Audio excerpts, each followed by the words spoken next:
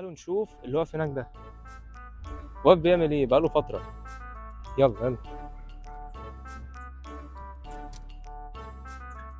عليكم. عامل ايه؟ اخبارك ايه؟ اسمك ايه؟ بص يا محمد، احنا برنامج على السوشيال ميديا اسمه سين ودين مع براء ابراهيم. فبستاذنك نسجل معاك لو مش هتتضايق. تمام ماشي. مايك بقى ونبدأ. ماشي. الموضوع كبير جدا بس المايك صغير. تصدق. عامل ايه؟ الحمد لله. اخبارك ايه؟ الحمد لله بخير. نزل ليه في الجامعة في الحر كده؟ اهو عندي محاضرات. ايه رأيك في مقلب رامز جلال؟ هو عمل مقلب؟ لا، بجد؟ بتهزر. ما بهزرش والله. بتهزر. اصل ده مش مقلب اللي انا بشوفه بصراحه. يعني انت شفت رامز السنة دي؟ وبسمعه. بس انت اصل هو روتين. روتين طالما وكليشيه. قاعد على الفطار رامز معروف. ايوه. انا بحب افيهات. الناس كلها بتقول كده مش عارف ليه. مش عارف بحسه روتين والله. يقول لك روتين، يعني اقوم من النوم افطر اشرب التمر اشوف رامز، يعني هو روتين في اليوم، صح كده؟ بحسه كده والله.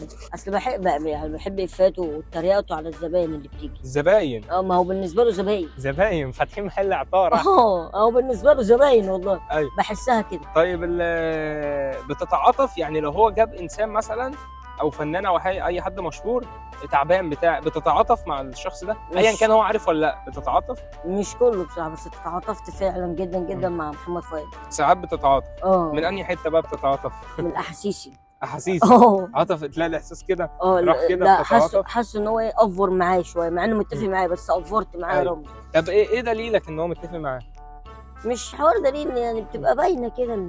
بتحس الموضوع يعني تحسه. يعني لو مسكت مثلا الحلقه يعني فصصتها. لا استنى بس، امسك الحلقه ازاي؟ فصصتها. طب انا عايز امسك الحلقه، امسكها ازاي؟ قول لي الطريقه. يعني مسكتها كده قلت طيب.